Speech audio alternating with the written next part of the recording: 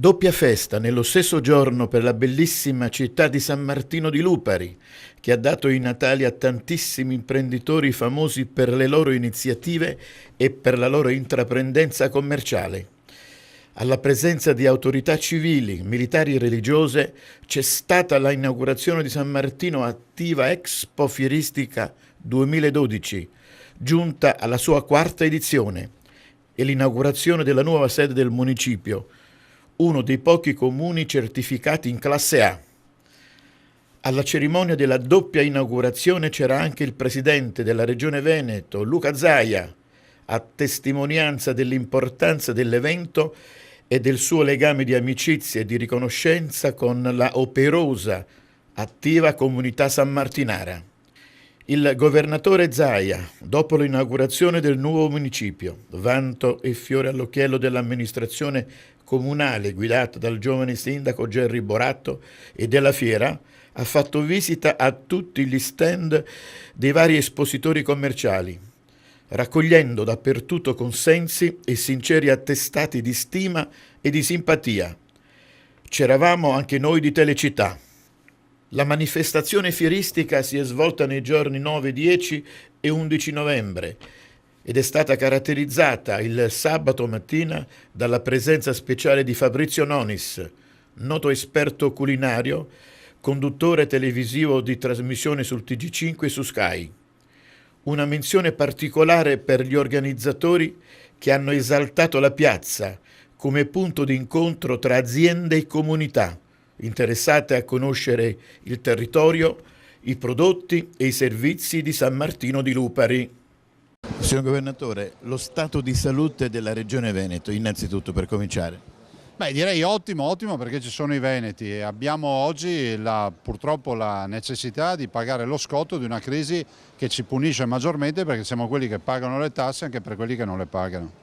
Sprechi e privilegi, piccoli o grandi, andrebbero eliminati tutti quanti, ma perché c'è questa palese ingiustizia? Non possiamo fare niente di più per far sentire la voce dei veneti di protesta? Guardi, io mi sono battuto perché ci sia uno stipendio unico, chiaro, senza benefit, senza rimborsi o altre robe per le regioni. Abbiamo avuto difficoltà a capire quanto guadagnano alcuni consiglieri regionali in giro per l'Italia. Faccia un po' lei, se l'Italia è unica e indivisibile, però non lo è sugli stipendi ad esempio. Un Luca Zaia fra qualche mese si potrà mai sentire padovano? Un suo pensiero su questo accorpamento che è un aborto naturale? Ma guardi, io mi sento padovano, vicentino, veronese, bellunese, sono 7 province e mi sento figlio del Veneto, figlio di questa terra. Dico che l'accorpamento è innaturale, ognuno di noi ha la propria identità, io sono trevigiano, l'assessore Conte è padovano e così via. E dico che questa identità andrebbe preservata e le razionalizzazioni si fanno in altra maniera. Andate a Roma, ci sono più auto blu di prima, ci sono ancora funzionari di Stato che guadagnano 700-800 mila euro all'anno e vengono a fare il conto a noi e ai pensionati. La sanità veneta? Sanità veneta è numero 1, lo dice il governo, lo dicono loro che sanno tutto, i premi Nobel. Siamo i numeri 1 perché noi abbiamo gestito bene la nostra sanità. Abbiamo i conti in attivo, però non possiamo dimenticare che ci sono 4 regioni a sud che hanno 5 miliardi di buco. Se dobbiamo continuare a pagare la sanità di chi non fa sanità è meglio che ci mandino i pazienti, ci costa meno. Signor Governatore, ma perché non si presenta per le prossime primarie? Sono convinto che lei potrebbe avere tanto successo. No, guardi, io ho solo un pensiero e un sentimento nel cuore, il Veneto, punto e basta. Gli amministratori che perdono tempo a correre, a fare, a brigare, poi rischiano di amministrare male le loro amministrazioni. L'impegno con i veneti è un impegno a tempo pieno e non ho altre distrazioni. E per quanto riguarda la sopravvivenza delle emittenti regionali venete, sa qualcosa? Lei sa che c'è un disegno di sopprimere le piccole realtà televisive? Ma è un disegno che è anche logico, no? Se toglie la parola, gli schiavi sono sempre più schiavi e direi che questo non va nella nostra direzione. Noi invece siamo per una regionalizzazione di tutto e lasciare Roma a Roma con i romani ovviamente. Una serata davvero importante, quella di San Martino di Lupari.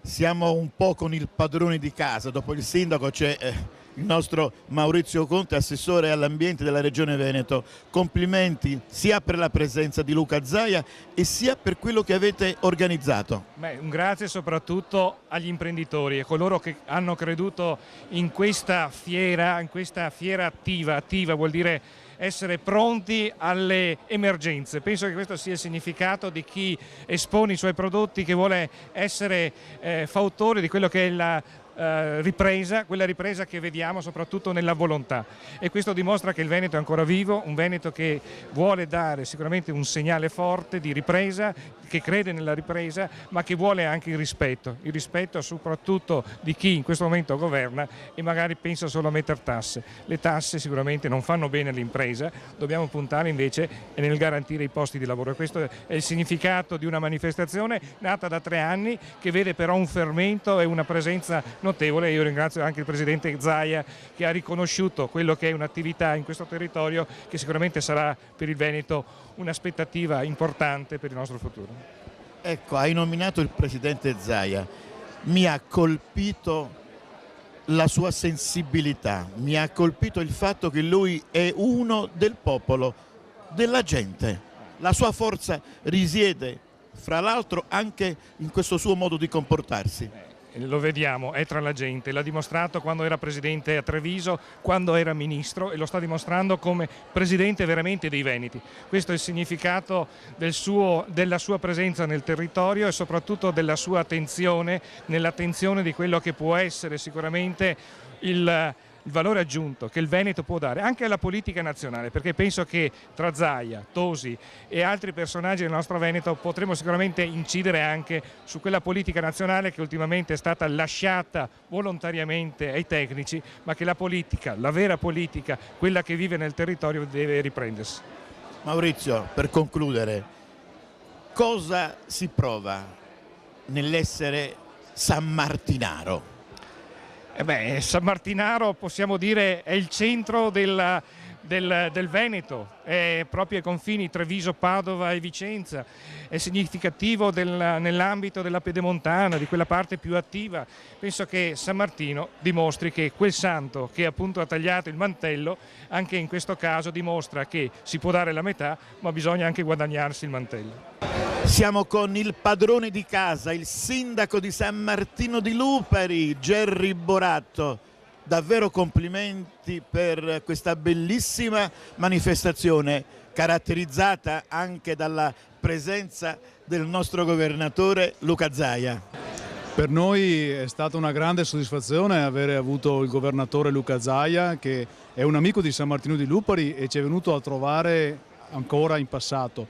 È una soddisfazione per 2 motivi: prima di tutto perché è venuto qua e ci ha dato una mano, diciamo tra virgolette, a inaugurare il municipio, ricordo uno dei pochi municipi certificati in classe A, quindi con un grandissimo risparmio energetico per le tasche dei cittadini e per i bilanci del comune, perché non dobbiamo dimenticarci che il periodo è quello delle vacche veramente magre, però c'è spazio sempre per poter efficientare anche le strutture pubbliche. Secondo, San Martino Attiva, 4º anno, grande kermesse, più di 80 espositori, il fiore del tessuto produttivo di San Martino di Lupari si mette in mostra e si presenta per sfidare la crisi, sfidare questi problemi che sappiamo gli imprenditori passano ogni giorno, e si mette in mostra con uno lancio, uno spirito che credo l'Alta Padovana e soprattutto il Veneto più profondo può produrre in questi momenti. Un risultato che è importante ed è sintomatico. Persone che non si arrendono davanti ai problemi, che sono positive ed ottimiste e affrontano le sfide quotidiane con un entusiasmo grandissimo, guardando, come diciamo noi, il bicchiere mezzo pieno e mai quello vuoto.